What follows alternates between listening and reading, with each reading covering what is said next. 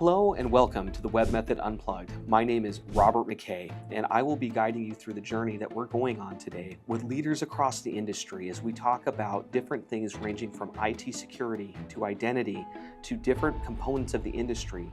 What's happening, what's working, what's changing, and what's coming next.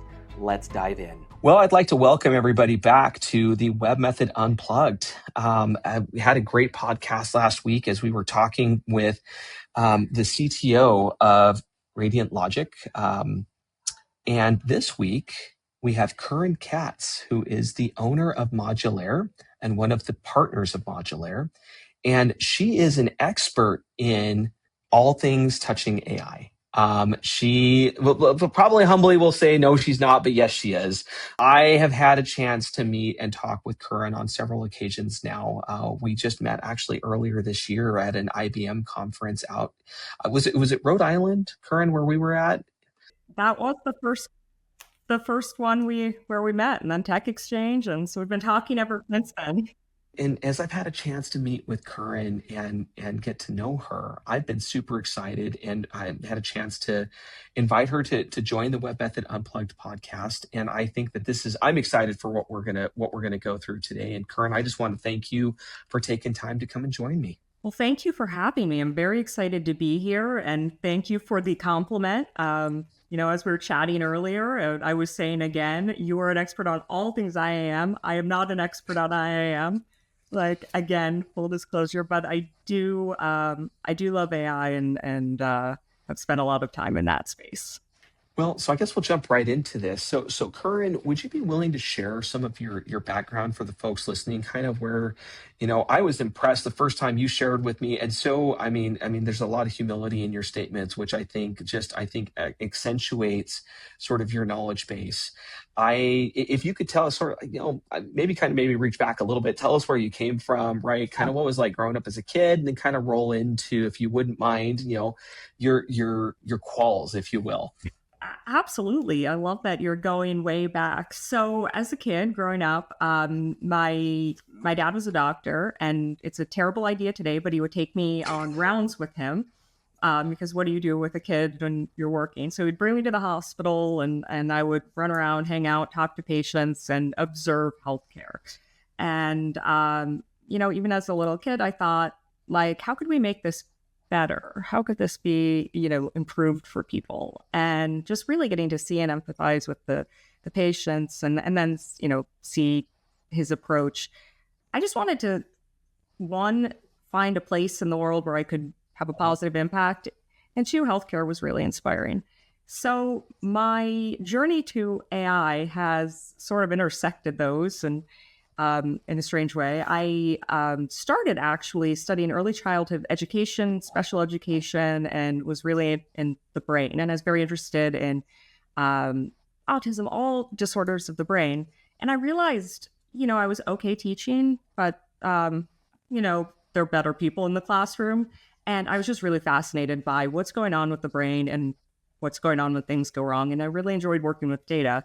So I worked actually at a hospital in New York City for a few years, leading data research practice. I like to say that was really early in AI terms. So like 2008, we had predictive models, we had real world data combining multiple data sources, research and EHR, and some very early connectivity and neural network models. And I was studying. Oh, really? Yes. Whoa, that's super cool. Yes. I was asking everyone if I could get access to a supercomputer. You're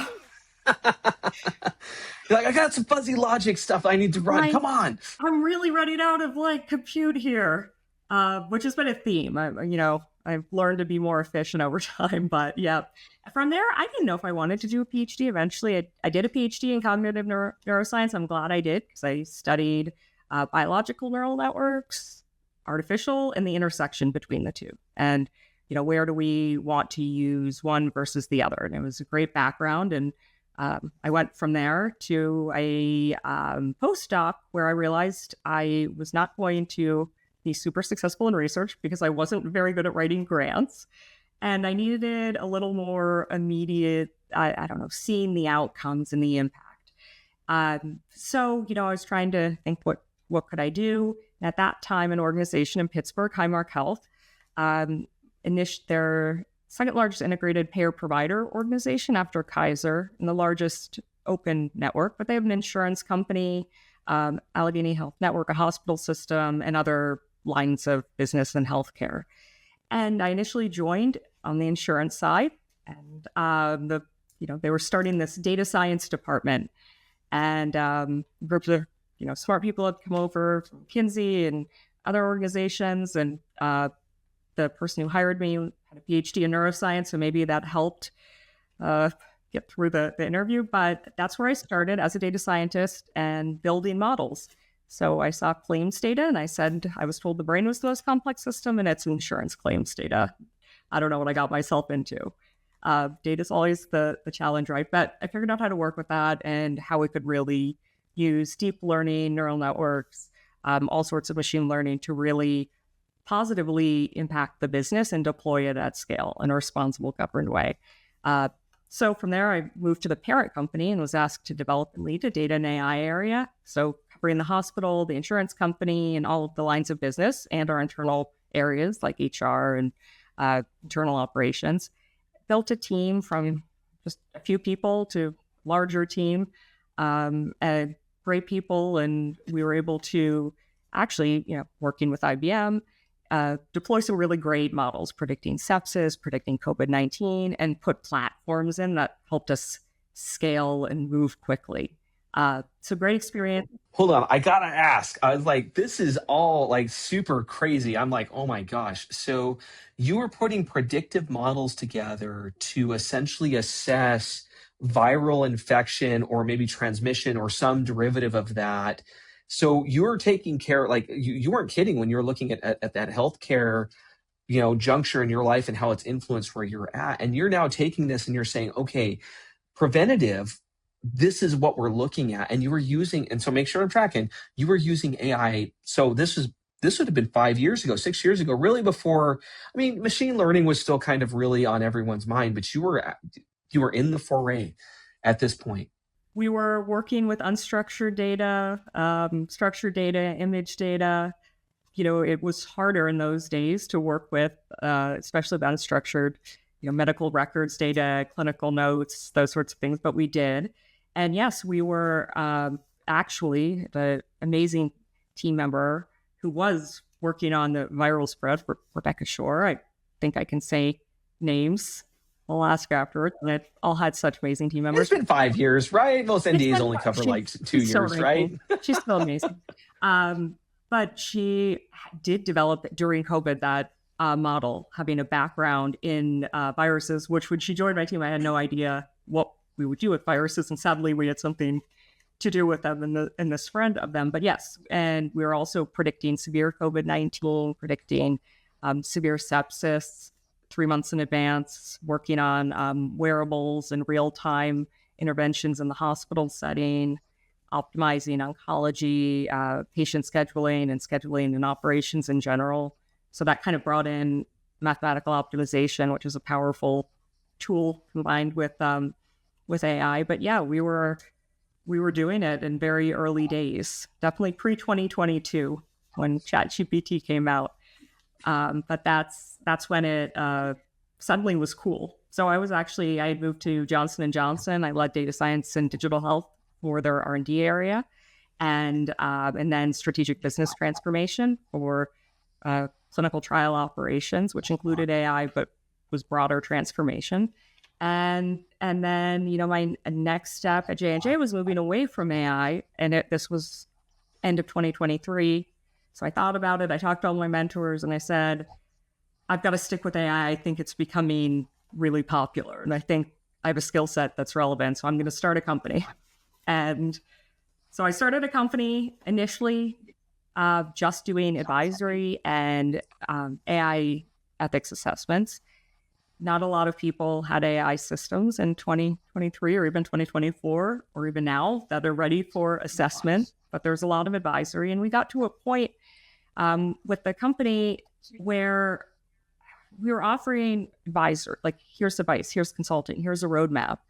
And then customers were saying, okay, now we want to implement this. And without my amazing team of, data scientists and engineers and AI scientists that I'd been working with and fortunate to work with my career, it was really hard. I didn't know where to send them, and it's not easy to find people. So at that point, I said, I'm either going to have to, I don't know, just hire a massive team. I'm going to have to find people to work with, but we have to build out this implementation side. And that's where my co-CEO, co-founder, Chad came in, who had run IBM's consulting practice and also done early AI in the day and has much like a finance background, implementations, really large scale digital transformation, came in and said, yeah, we do need to solve the implementation, but it's not as easy as you think. So we spent a lot of time finding the right team where we could bring a few hundred of the top AI scientists and engineers to companies of all sizes at a reasonable price.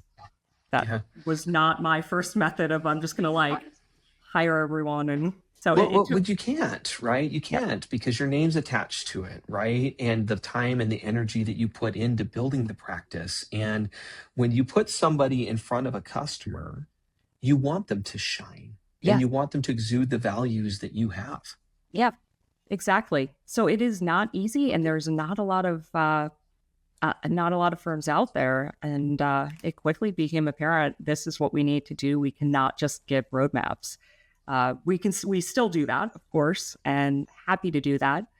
But it's that what's next and how do you actually implement and achieve this. But it's not, as you know, it is not ever just AI alone, which is why we've been talking. And I'm really critical for companies to know. So kind of coming in, I'm going to just backpedal just a little bit because I want to hear a little bit more about Modulaire, right? Mm-hmm. So, all right, so you got into the consulting world, you realized, oh my gosh, there's just this whole ecosystem of people that have needs in AI that have this drive. There's just this huge pull. So you bring in Chad Austin and you're like, hey, let's go set this practice up. So Modulaire is now born, right? So is it you guys are about 3 years old? We're about 2 years old. Initially we had not a great name. When Chad came in, he said 20 some companies or more have the exact same name. How did you pick this? And I said I needed to get insurance to do the IEEE assessments, and then I needed an entity. So I just went online and said, what is a name that's kind of generic that okay, that's available. We're going to use it. Strategic Insights and Technology LLC, and then he's like, we need a better name. So he thought about it. I think he was reluctant to bring it to me. He thought that was a point of pride that I had picked that name, and it wasn't at all. I know he raised it so sensitively. He's like, I want to talk about something and it isn't a criticism. I know. I was of all things, this one is not one I have any investment in. And I'm I totally agree. I've been thinking the same thing, but I don't think I didn't have time, right? Brands and names. And but we sat down, we thought about it, and we thought about what has made the implementations and the AI initiatives just generally we've done in the past successful and scalable. And we realized it's having a modular approach. And we want to bring that approach and actually modular products. Now, modular is a popular name and was taken. So Modulaire is the French word for modular, and it has AI in it. So that's how we ended up with Modulaire. Oh, I love it. What a fun story. No, what a fun way for it to kind of come into existence too, right? You're all right. And poor Chad's stressing out. He's okay, this could be a source of pride. Oh no, dude, let's just change the name. Let's call it a day and move on. Yeah, call it a day and move on. I want to know the story now. How did you get your name? You have a good day. So, that's so funny. So we actually initially, Webmethod started back when I was in college. So it was me and my partner, John Smock. And we were kind of bouncing ideas back and forth. And we at the time, it was web design. And so, because that was really kind of what was taken, really, the big thing, right, was web application and web design. And interestingly enough, there's another company that IBM just acquired, Webmethods with an S, that had come into existence about 10 years before. But anyway, I didn't know anything about web methods when I named web methods. So me and John are talking about it, and we're like, well, we do web design. What if we say that this is the method? And we actually we thought about web methods, but we're like, no, there should only be one way to do it, right? And so we said we're going to go with web method. And so anyway, and it's interesting as sort of obviously as the world turns, you're like, okay, now there's this company called Web Methods that also is doing work with IBM and is doing work and is, very well known and very well respected. So anyway, so in comes Web Method, and the name stuck. And then we made a pivot to not to AI, I'm sorry, but to identity and security about 9 years ago. The name had already been set up, the LLC had been created, all the paperwork was in place. We're like, nah, let's leave it. The name's a good name, and it's really funny because it, kind of to the point, it has nothing to do with IT security. Well, the reason is because we were front end at the time. We were designers and developers. So that makes sense to me, though. I mean, I'm sure, like AI, that's one of those things that drives the need for security. Like yeah. No, it sure does. And it was a natural segue for us to move into, because as developers, and he was a JS engineer and I was a Java engineer, and we're like, well, why not? And let's go with it. And I do have a fun story about this logo. It was actually created, so it would have been 9 years ago. So she's 14 now. She would have been 5 years old. It was my daughter. So essentially we were trying to figure out a logo that we wanted to attach to the Web Method name. And we're like, okay, like what, kind of thinking through it. And she happened to walk into my office, and I said, hey, when you think about security? And she kind of thought for a second, and she says, fingerprint.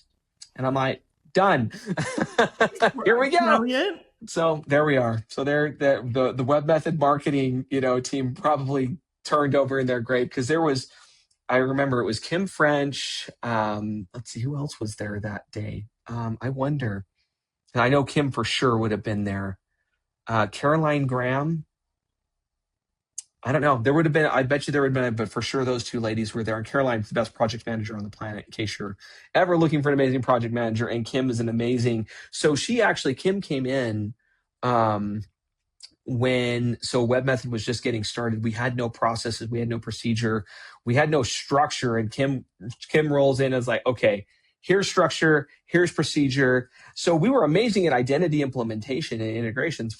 We knew our practice and we knew what we were doing. But anyway, so Kim's amazing as well. So, but anyway, all right, back to Modulaire and AI. So Modulaire is in existence, kind of coming into AI. So there's so many different ways to take the AI conversation right now. So what would you say that Modulaire's mission is? To bring cutting edge, responsible, like scalable AI to all companies, all organizations. We've done it for a few companies, and Chad's done digital transformations for many more through IBM Consulting. But it just seemed like there are so many companies, actually even large ones, everyone I've talked to, that really needs this. That we thought that's what I want to do, is how to make sure every organization can benefit from AI.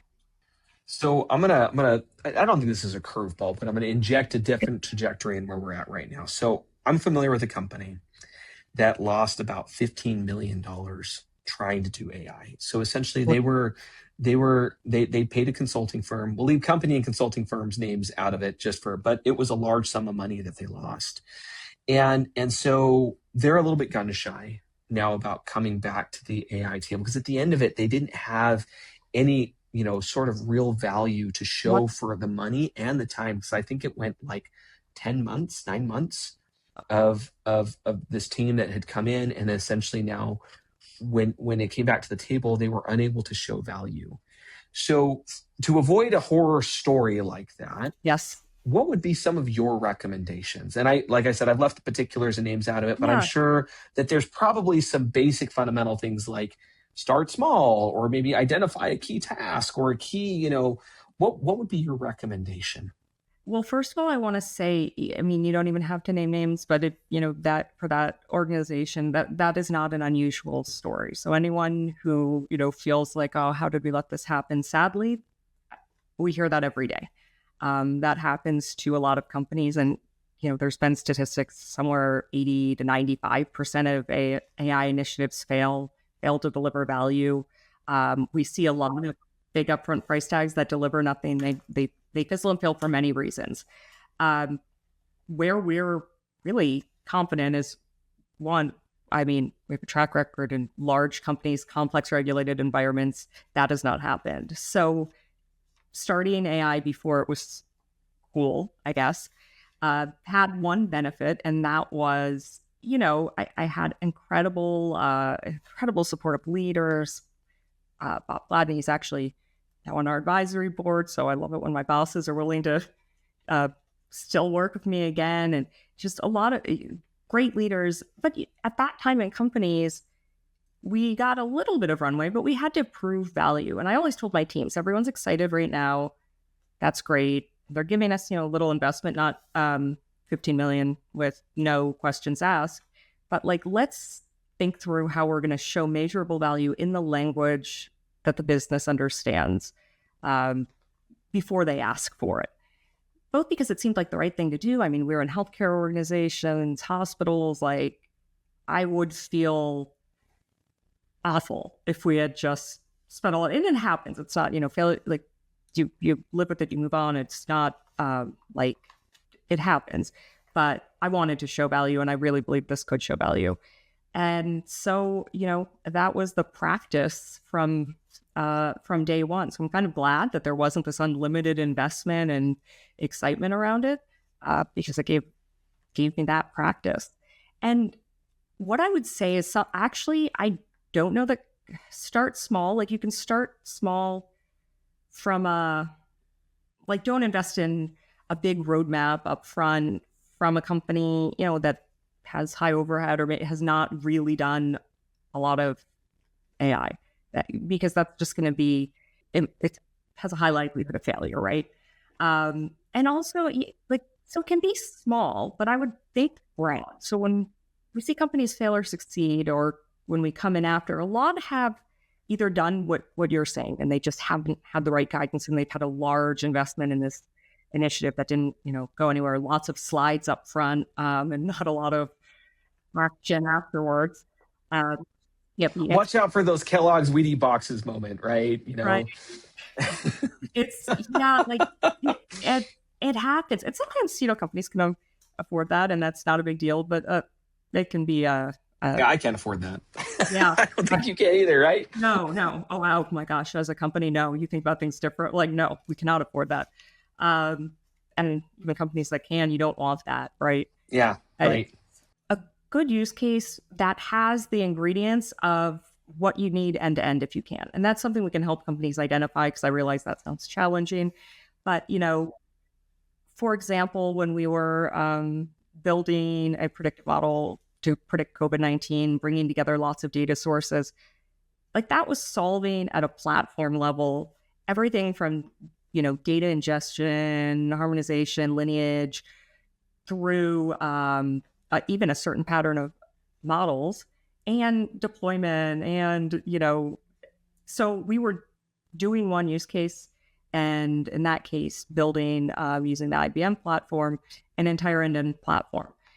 And before that platform, it took us, we're delivering value, but it could take a long time. It was getting the data together, lots of different systems to connect. It could take up to a year to go from idea to production and value. Didn't always take a year, but it could.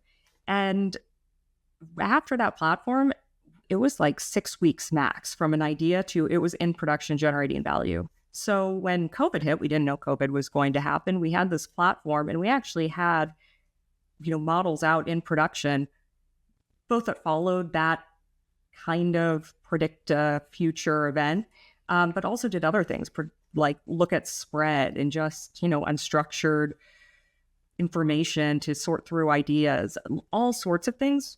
We had those out in 2 weeks. So yeah, have a use case, but use that use case to build a platform and then use that platform for end-to-end use cases, right? I think that's the key. When we're talking about, the different models that exist, so when you're referring to that, are you talking about things like Granite? Like, is that a model? Granite, models. That's a really good question. Granite is IBM's family of large language models, which is an amazing one, open data and weights. Other models of that kind, like foundation models, would be OpenAI has models, Anthropic has models, these foundation models, which can be generative and can be language, image, um, also audio data, multimodal. So those are like that, what allowed people to interact with AI in a natural way and just using language, right? And chat and prompts. Now that's one tiny part of AI. It's a great part of AI, but it's one part and one type of model. It's a type of deep learning, just a subset of machine learning. It's just a type of neural network, but just one type. And I would say companies should focus on trying to be inspired. Of course, use foundation models, Gen AI, where it makes sense responsibly. But really focus, like what we say, we focus on like the outcomes and the use case and bringing end-to-end pre-built like infrastructure to their use case and patterns, whether that's HR, clinical trial operations, drug discovery, predicting who would be a donor for a nonprofit. We can bring those end use cases, but it's about the value, right? And underneath that, it's not just one foundation model. It's a foundation model and it's automation, it's machine learning models, it's optimization, it's a lot of different pieces to make that happen. And a lot of security that needs to be in place all around that. I'm glad that you kind of segued into security. I've been trying to find, as we were going along, an appropriate place. So thank you for doing that for me. So as I've looked at this, it's interesting because from a security, as I put my security hat on, because there's the entrepreneurship hat entrepreneurship hat that I put on, and I'm like, oh my gosh, there's this wide ocean of possibility that you could do with one of these models, right? Any of them, just pick one, and you could. The sky's the limit with where you can take this, right? As your imagination becomes the limiting factor, or in your case, a supercomputer, because you've hit the limit of what my imagination's bigger than what this darn computer can do. But I spun up a Granite model a couple of weeks ago, and I was poking at it, and I was like, okay, like what, and the first thing that comes up is I think it's got a limit in terms of what it's been trained on, which I think is 2022 or 2023, right? Which I'm not complaining. The fact that it's even available to the public is really cool. And what I started realizing almost immediately is as I started with something benign. I said, like, who's Batman? And it gives me this, this prompt back that responds, okay, hey, this is comic book hero, it came from, this time frame, whatever. And I thought, okay, let's see. Let me start asking, so I think I asked it something, technical, and it gave me a response. And I said, okay, that's cool. And so I started getting into it, and I started asking it like, what I would call politically loaded questions, right? And I said, okay, what kind of response will you give me? And I said, And then so what it told me was, oh, sorry, I can't give you a response. And so my brain immediately went to, how can I make you do something you're not supposed to, right? You are a security person. You all go to like trying to break the thing, which is good because you want someone to break it first. That is so like, how do I get it? Yeah, and it was funny because I had to get creative, but then I actually finally succeeded in my endeavors to make it do something it wasn't designed to do, and I thought, and here is the danger. Here is the absolute danger that exists with this, because now that I have found a way to make you do something, and again, this is in a contained environment on my machine, with the intent that this is, this poor little model never had a chance, right? Actually, I'm very surprised. You grand ones are harder than others. So you kind of started with a tough I'll, one to crack. I'll have to share it with you when we're not in the podcast. So I'd love to share with you kind of what I was able to make it do that it was not designed to do. And for the sake of IBM and everybody else, I don't think I'm going to share with those details. But offline, I'll happily share with you Yeah. what I was doing Yeah. and what I got it to do. And so. And it was kind of funny because actually I told the model, I said, hey, I told the model I am going to test what your limits are. And it said, good luck. Like really, like that was, it was a little bit more, professional than good luck, but like good luck. And I'm like, okay, here we go. Right. Hey, and I was there. I was there. I wasn't like, oh, I did this in 5 minutes and was done. This was over the course of, many iterations. I said, okay, now, game on, let's figure out what we can do here. And like I said, what I was interested in was it was a small win, but I definitely got it to do something. And I called it out and I said, I thought you said you couldn't do this. And it sat there and it computed for a while before it responded back. And it's like, it came back with whatever response it came back with. But anyway, but to the point, what I realized at that moment was the social implications that become very pertinent. Even if I hadn't had the intent to do that, right? Is like, what if I had walked into this more maybe I don't want to say blind, but maybe if I'm a business owner, right, or a large corporation, and I have an expectation that this process is going to work a certain way, right? And computationally, from a process engine standpoint, if I'm putting some bets, right, maybe is not the right word, but like expectations, definitely around how this thing is going to function, and all of a sudden, it doesn't. Well, that's a little bit like, I want to use the word scary because I don't like that word. Concerning, maybe. There are right? I mean, reading, like, it's in the news, it's very, very sad.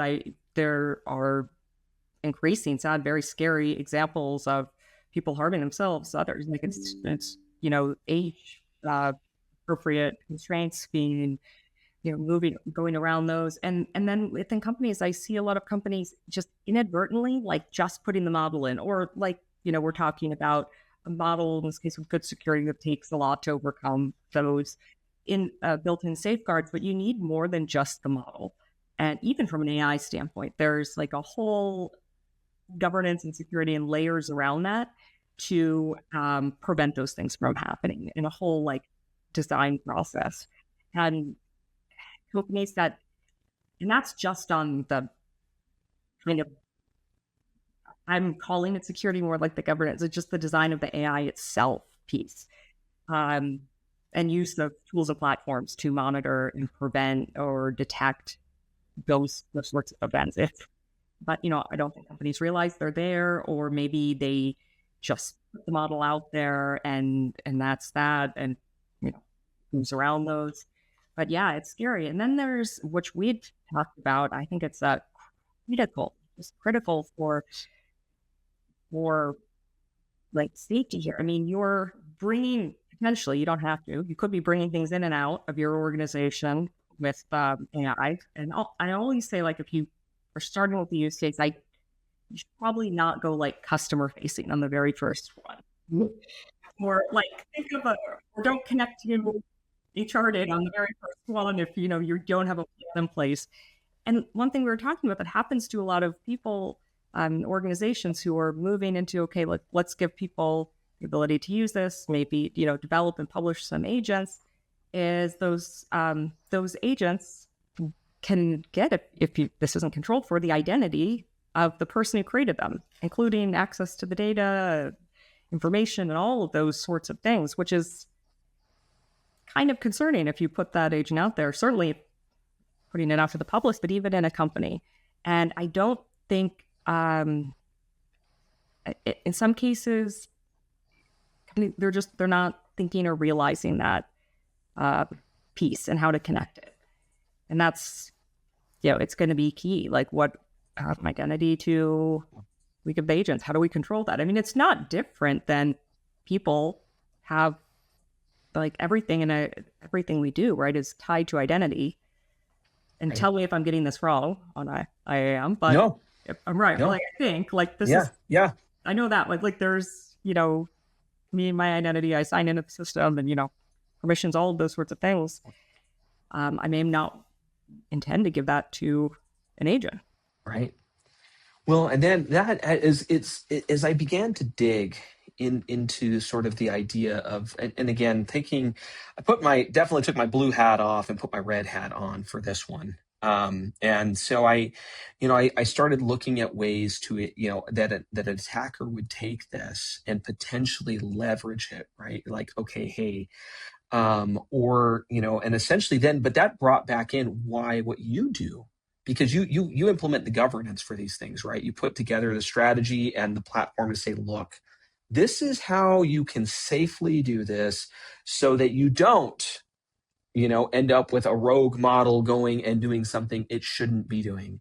Or this is how you can, and it also kind of brought in and as I was thinking about it, was like, okay, if every marketing has their own model, accounting has their own model, each business tier has their own model. And I said, oof, man, this could get really dicey, because now every employee is bringing in their own model to do, hey, you know what, I need help with this. Or, extra filtration of data, which is like, okay, I'm dumping it into ChatGPT, and ChatGPT is like, thank you, appreciate that. We'll, we can now do whatever we want to do with this data that you've now dropped in, into our model.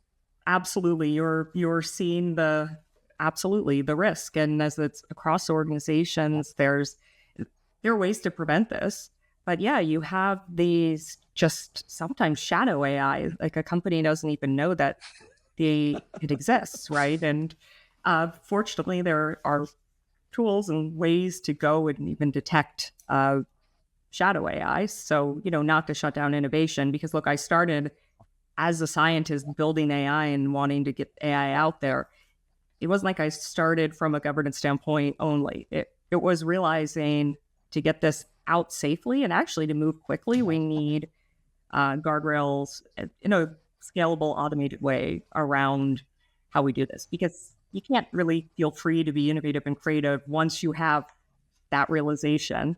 And companies should, then you're kind of like, oh, wait, I don't feel comfortable doing anything. Certainly not touching, any HI or, these high risk use cases. And there are ways to, to minimize those risks. So absolutely, that's why it's such a huge part of what we do.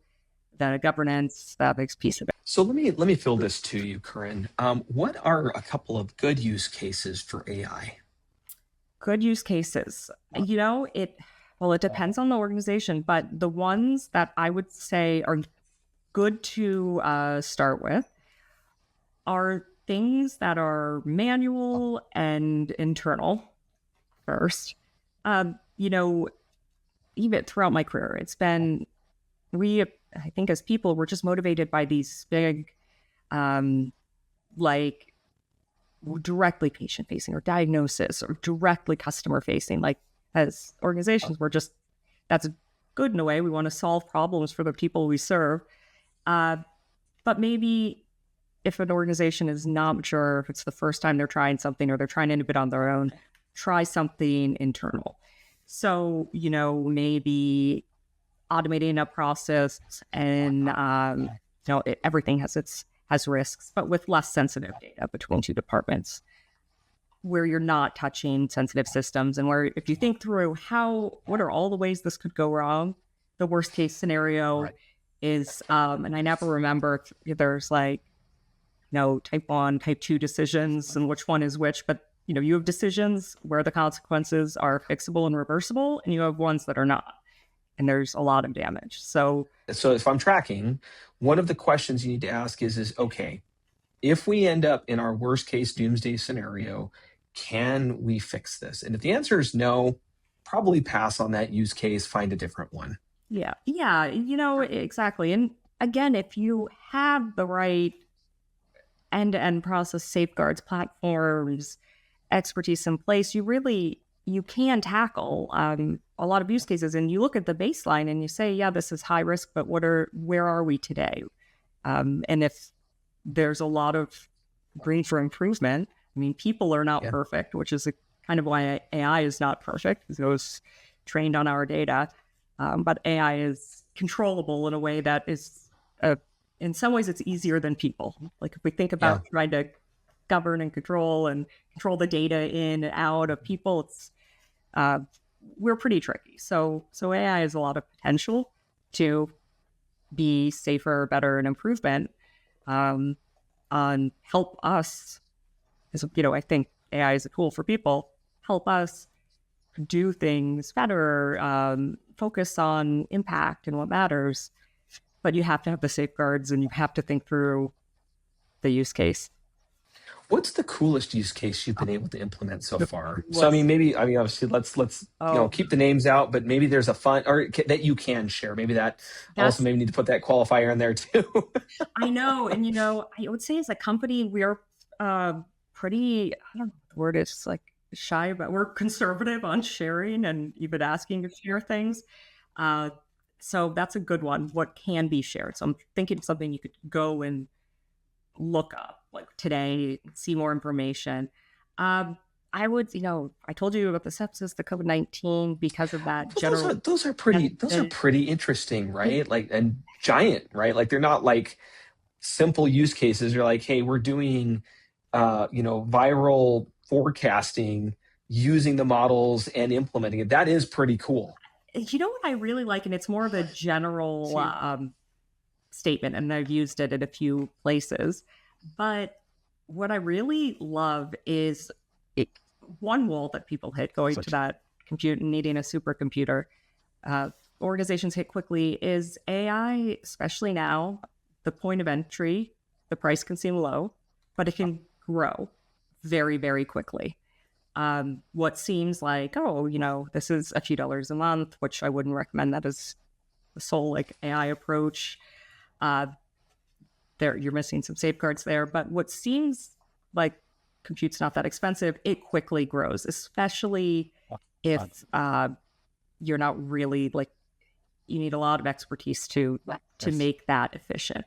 So I love when we can bring into organizations very at scale AI, but using optimization, optimizing at the hardware level, optimizing, how the data is, brought in and vectorized and blocked and really and I'm not a hardware expert. I like to say my business partner more so.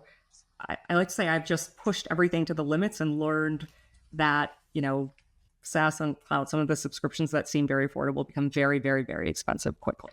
Yeah, no, for sure. It's not even the use case, but it's what enables the impact.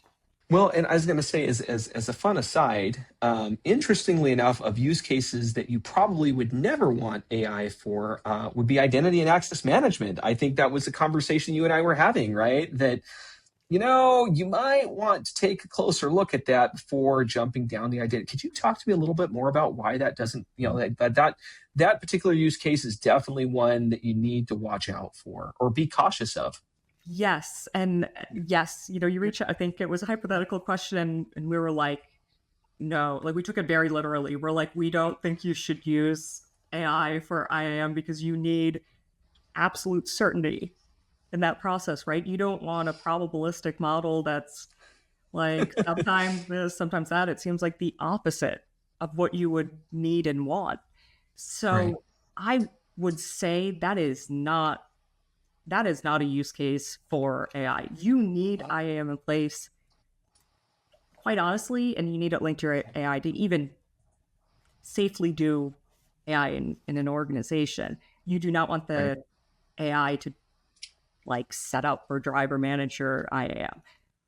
What are your thoughts? I think that advice is incredibly sound, right? So IAM is pretty binary, right? It's you either do or do not have the credentials to get in here. You do or do not have the, authorization to be in here. And so you have that auth and that auth-in, portion, which is, okay, you're in the gate. Do you have the right access? Yes or no? And it's very binary, right? It's very transactional. And, coming from a, as we were talking through that, right? And he's like, hey, would you really, reversible decisions, not very reversible if the AI hands, somebody who's not supposed to have global admin credentials. That's a very hard thing to reverse, if at all. Right? Exactly. That's a great example. That is not a reversible mistake. Exactly. That's a perfect example. Like, you can't, the things that could happen there, you can't walk backwards from that. You can't fix. So exactly for that reason, not, look, we think AI is amazing for so many things, but there are things where it's more appropriate, safer, where you should be using it and you shouldn't be using it. And, that might be a good litmus test of, is this a process that you need absolute, like, you don't want it to vary. You don't want a probabilistic model that has different outcomes at different times. And sometimes it's not going to be right. I heard a quote early on. I don't know who said it, but I thought it was perfect. All models are wrong. Some models are useful. All models are going to be occasionally wrong. So it has to be a use case where that's okay, or you can manage that effectively. Yeah. So given kind of all that you've seen, where do you see AI in the next 5 to 10 years? Where, kind of what's coming down the horizon that might be interesting for folks to kind of be aware of? I would say, thinking of AI and the phrase that kind of captures it, agentic AI, but beyond the, and it's always been there and been this, but beyond that chat interface. So a lot of people, myself included, use that. It's great. I'm not a great writer, so it's been a wonderful thing for me. It's like the next level spell check.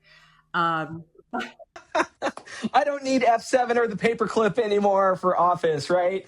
I've got ChatGPT to take care of my spelling errors. I can't use it for everything because of security things. So sometimes, especially, emails, like, we have to make it more secure, and it's not appropriate for everything. Yeah. And it's not like I don't look at the writing and say, this is like, what I want to be or key marketing. It's not always great writing.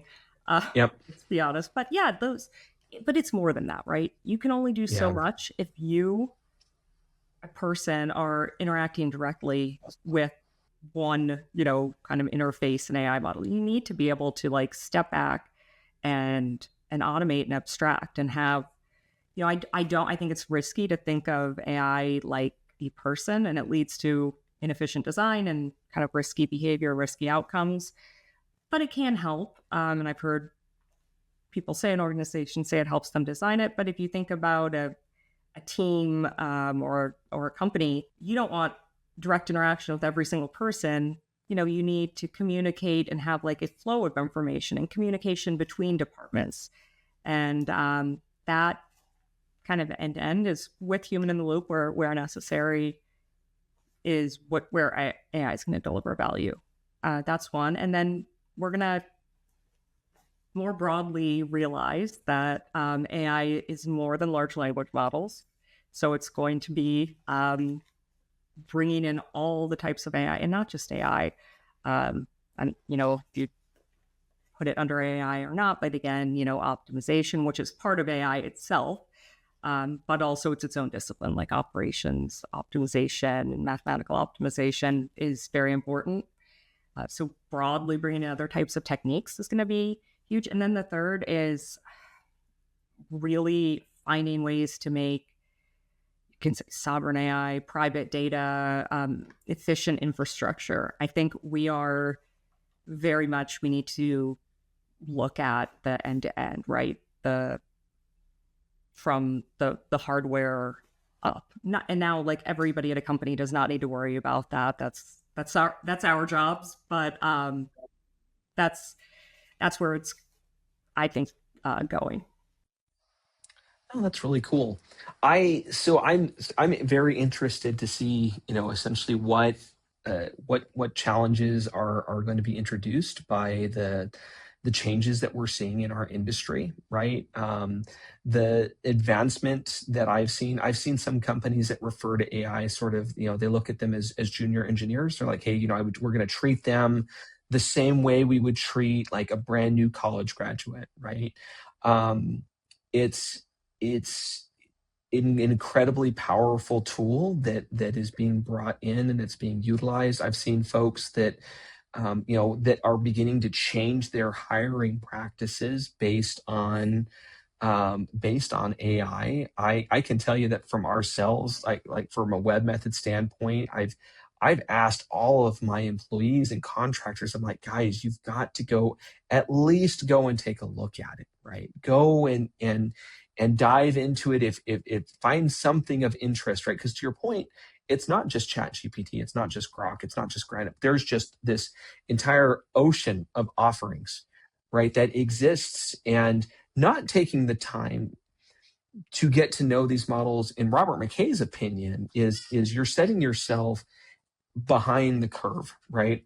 I was actually listening to this.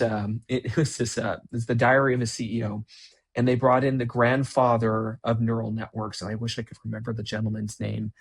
Let's see, I'm going to go look this up. Grandfather of AI. Let's see here if I can find him. Jeffrey Hinton.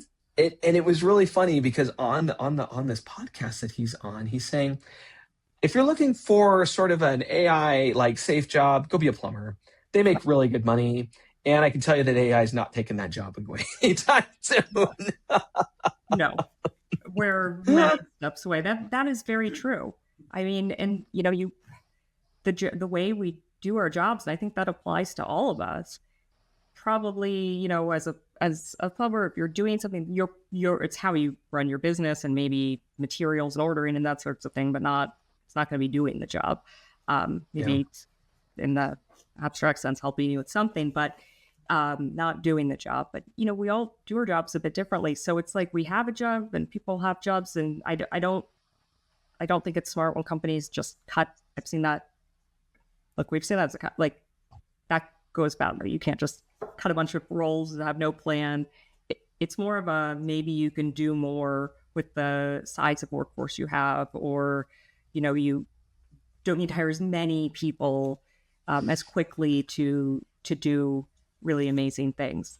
And sales, like that's a great example in the hands of someone.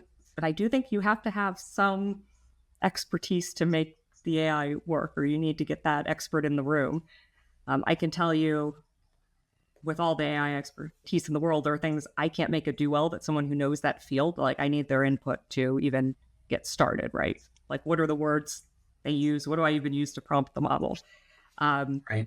And in their hands, it's really good. In my hands, it's not. But yeah, it can make things more efficient. It can help with that research. It can help, quite honestly, it can help write or assess a job posting for language that is biased, or, leaving out a group of people that you might want to be targeting. There's a lot of things it can do. You know what? I actually had a very interesting. So I'm gonna drop her name, and hopefully she'll forgive me for this, because I feel like it was in that very vein that you just shared. So her name was Dina Hackett. Her name is Dina, and I believe that she has to be one of the best leaders that I have ever run into. And this was before the advent of AI. I'm worried. And so she's now the CISO of Carvana. And she had shared with me that so her job had been to set things up so that it was her first kind of foray into the world of SOC, so Security Operations Center. And what she had realized was that the way that the job posting was being done, that they were getting the same type of candidate that wasn't super analytical, was very technical in nature, but what they needed was somebody who's very analytical in nature, that could look at and very quickly deduce, hey, this is not, and also keeping false positives and false negatives at a minimum, right? And so she went in and re-engineered the hiring process to look for those biases, and quickly found that because of the way that the postings were being done, that they were not finding the type of individual. And I just am sitting here thinking, wow, what an advancement it would be to be able to have a tool that could tell you, instead of doing trial and error, oh, by the way, this, because of the way that this is posted, this is the type of individual that you're going to find. And we can say that with 80 or 90% confidence level, right? That is such a great example. I love that example. Exactly. You're putting the job posting out and you're thinking, okay, like what are we missing here? How are people reading this? It can be very hard to take yourself out of that and think about all the ways that language or that job posting may be not getting the attention of, the person and the type, that skill set. You need to get their attention. That is a great example. So I think every company should think through the skills they need and that's a great example. Look at your job postings, because those are going to be out there in public. Like, those aren't things that you're keeping internal. So, I mean, maybe think about the rough draft that goes into it, but it's a good way to get started. Right. Back to your point, the human intervention isn't lost here, right? So you're putting it in, you're getting feedback from the model, and then you yourself are weighing it and saying, okay, before it goes out, you're having a second. And the reality is, in any industry, that is helpful, right? Is to have a person check. It's a quality control. Yeah. Right. Exactly. And maybe that's even the better ways is hey, it's a quality control. You don't live and die by quality control, but it is an indicator as to what is going on. Absolutely. It's great. Like, example of we are not perfect and great at everything, right? And nor do we want to be. There are lots of kind of worried, uninspiring, or things like just our brains we don't want to like keep track of, and we don't do accurately over and over and over again, or we might miss. It's not like AI or technology and automation. I think we could apply this to a lot of things. It's not like it's always worse. I mean, the idea is that it's adding something. It's a tool that we can use that adds to what we can do. Quality checks, great example. We're kind of winding down sort of the end of the time that we have here, Curren. Is there anything, so sort of like parting sage wisdom, or like, hey, for anybody who's listening, like if there's one thing you want them to walk away with, what would that be? Well, I mean, I think we've talked about this. Yes, do AI. Do not lose. Like, you need security. You need, like, why we've been talking so much. You need IAM. Like, we work with like security experts, and companies cannot forget all of the things they need to have in place as a company and be investing in. That is absolutely essential for doing AI well, doing AI safely. It's not just AI. And I don't know if that's, a good statement to make as an AI company, but it's simply not. It's not just AI. It's a whole like ecosystem systems approach. No, I love it. Thank you. If for folks who are listening, what's the best way for them to get a hold of you? Oh, absolutely. You can go to our website, Modulaire, modulaire.ai, or you can email, just reach out to me directly if you want. It's Curren, Curren, at modulaire.ai. But do want to say thank you for joining us today. Thank you for your sage advice. Thank you for taking the time. And for those that are listening, we appreciate that. If you have any questions, please post them. If you want to see other types of material, do let us know in the comments. We're happy to bring those folks on. And again, Curren, do want to thank you for the time that you've devoted to us today, and the knowledge that you've shared, the warnings that you've provided. With that being said, we'll go ahead and close this up. Thank you.